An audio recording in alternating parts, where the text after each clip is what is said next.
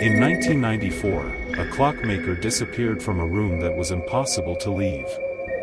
Stone walls. One door. Bolted shut from the inside. And when they finally broke it down,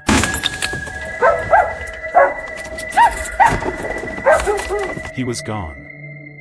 Stay with me because what they found inside a clock, 28 years later, is the creepiest twist you'll hear all year. There is a particular kind of silence that belongs only to mountain towns in October. Not the silence of emptiness. Harrow's Peak, North Carolina, population 847, elevation 4,200 feet, was never empty. Not really. It was the silence of things held in. The silence of people who had lived beside each other so long they'd stopped needing words for the ordinary business of daily life. A nod at the post office. A raised hand from a passing truck. The shared, unspoken understanding that certain questions simply weren't asked here because certain answers had nowhere to go in a town this small, this high, this sealed off by fog and elevation and a kind of psychology all its own. Deputy Holt Reardon had grown up inside that silence. 34 years old in October of 1994. 6 years on the job. In all that time, he'd never been called to anything worse than a property dispute or a Friday night drunk outside the tap room. Harrow's Peak was the kind of place where serious things simply didn't happen. That belief lasted until 7:43 on the morning of October 14th, when Alma Pruitt walked into the sheriff's office and said, in a voice that was steady only because she hadn't yet understood what she'd seen, "Silas Vance's workshop is making noise, and he isn't answering, and the door is locked from the inside. I've been knocking for 20 minutes. The locked room." Deputy Reardon reached Clockmaker's Lane in under 4 minutes, which in Harrow's Peak meant passing the hardware store, the diner, the church, and roughly 200 pairs of eyes. Before he'd even climbed out of the truck, he could hear them, the clocks.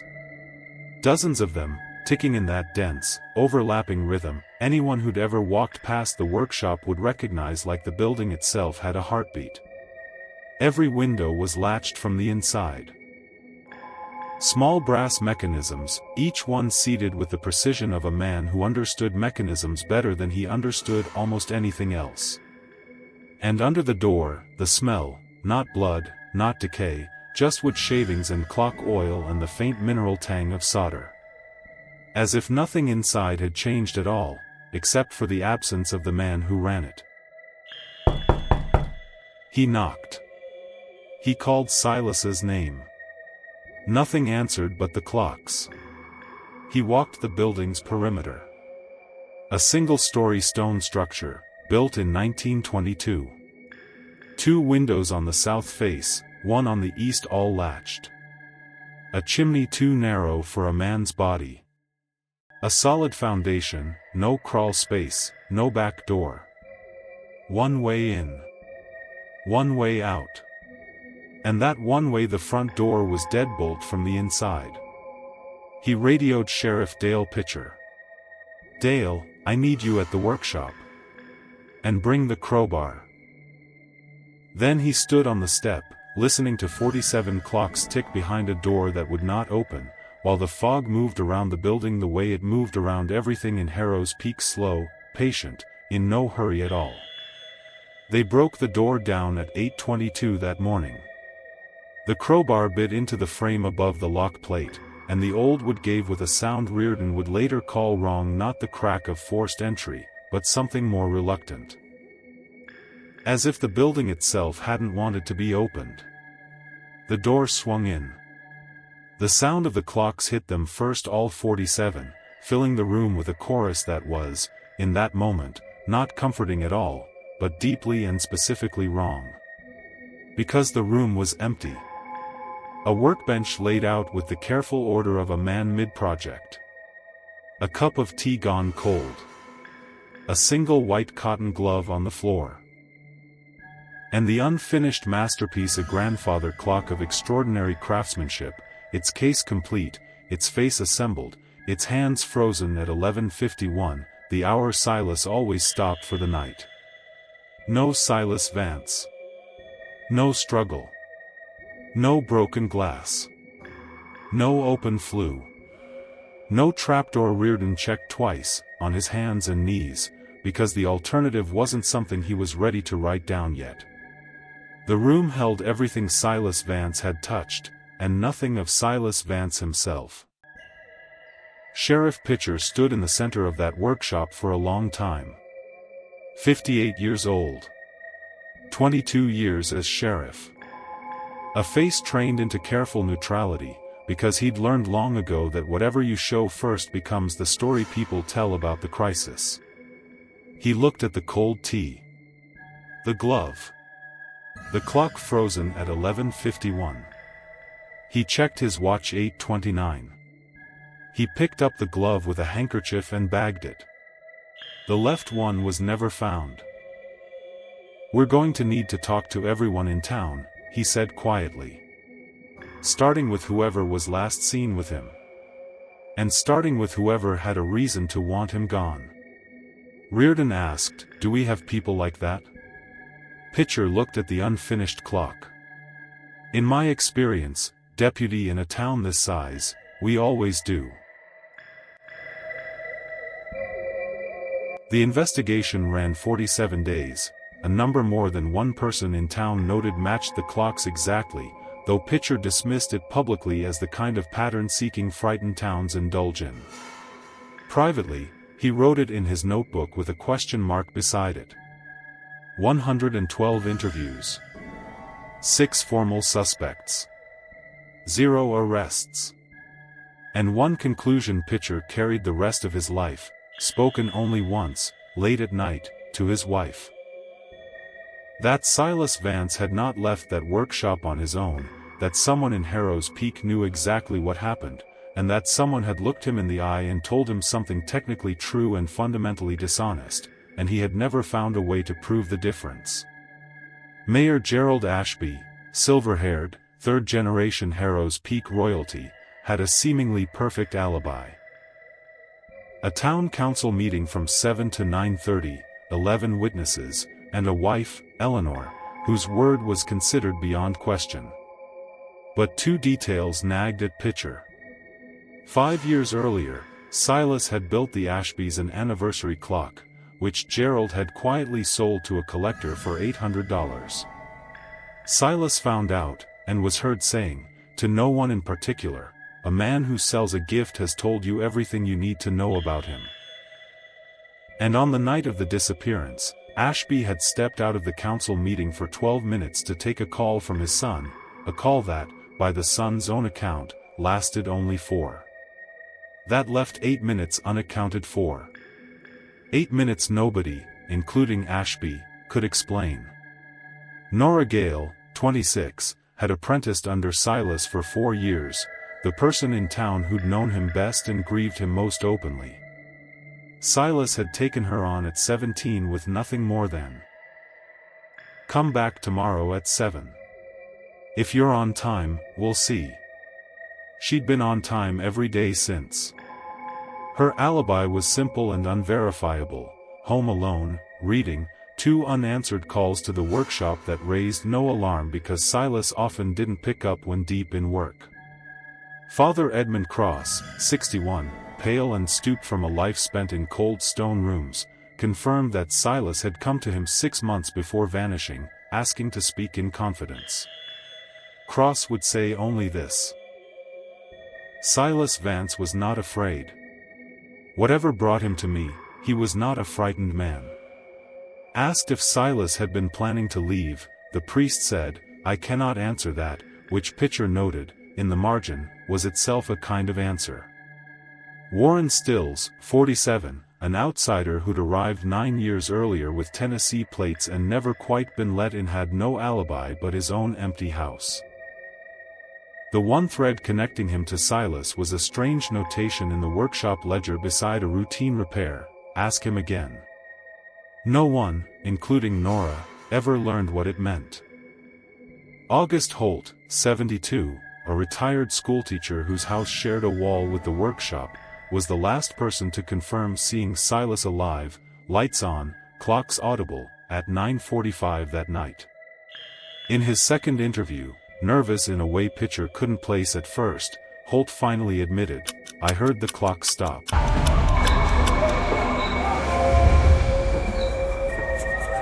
Not all of them are just enough, for a few seconds, to break the rhythm. Then they started again, fuller than before. As if more of them were ticking than had been a moment earlier. The thing inside the clock. The grandfather clock sat untouched in the sealed workshop for 11 years, its hands still fixed at 11:51. In 2005, the town restored the building as a historical site, and a craftsman named Roy Decker wound the clock back to life, remarking that in 30 years of restoration work, he'd never seen interior craftsmanship this fine in a clock that had never been finished. Only one piece was missing, a small brass component in the chime train. The clock could keep perfect time. It would never chime. It would never announce the hour. It ticked on, silently, for 17 more years. In March of 2022, forensic historian Dr. Celeste Morrow came to Harrow's Peak, drawn by a true crime podcast that had reignited interest in the case. Granted access by the current mayor, she spent days documenting the workshop. And, on a hunch, asked the clock's case to be opened for the first time since it was built.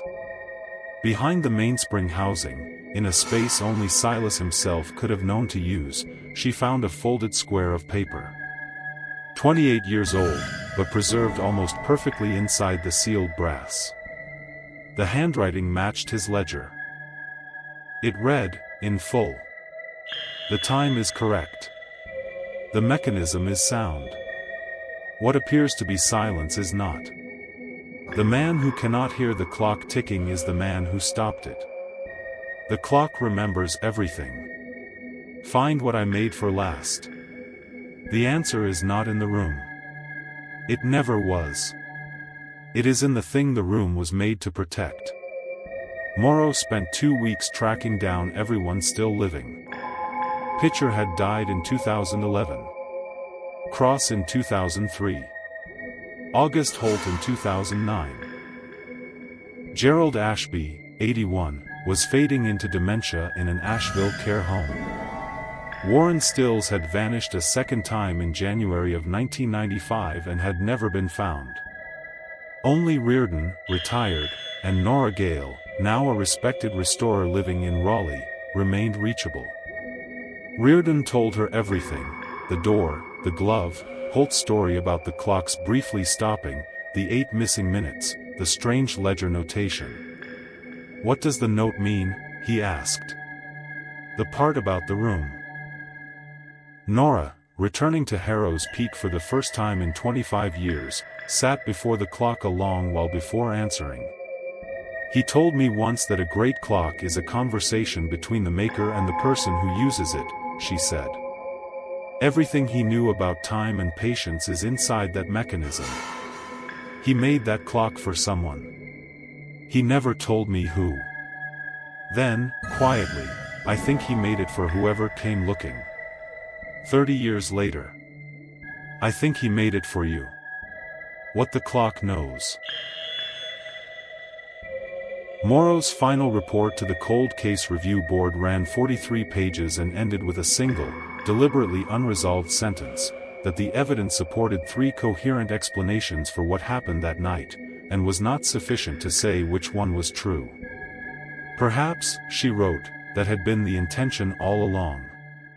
The first theory was Pitcher's own, recorded in a journal his wife preserved after his death. He believed Silas had been murdered. That Gerald Ashby's missing 8 minutes and Warren Still's quiet, sudden departure were 2 halves of the same arrangement, and that the ledger notation "ask him again" meant Silas had been closing in on something dangerous. Pitcher's final journal entry read, "The note in the clock will either prove it or bury it. I hope someone younger and sharper finds it. I hope they know what to do with what it says." The second theory belonged to Nora. She believed Silas had left entirely on his own terms, that the locked room wasn't a crime scene but his final, deliberate piece of craftsmanship, a mechanism engineered by a man who understood mechanisms better than anyone alive, that could latch a door from the outside. The glove on the floor wasn't evidence of struggle. It was a signature. "He finished what he came here to do," she said. "And when he was ready, he left." The third theory was the one Harrow's Peak never said aloud, though it lived in the pauses of 100 conversations, that Silas had learned something the town could not afford to have known, and the locked room was the physical form of a bargain, his silence and departure, in exchange for being allowed to simply go. Reardon's darkest version of this theory involved Father Cross quietly passing on what Silas confided. Not breaking a confessional seal, but a private loyalty to the town's most powerful family, a secret the priest carried, unbroken, to his own grave in 2003. On her last evening in the workshop, alone, Dr. Morrow read the note once more from memory. The answer is not in the room. It never was. It is in the thing the room was made to protect. For 3 weeks she'd assumed that meant the clock. Standing before it one final time, she wondered if it meant something else entirely. Not a mechanism, but a person. Not the masterpiece, but the one it had been built for.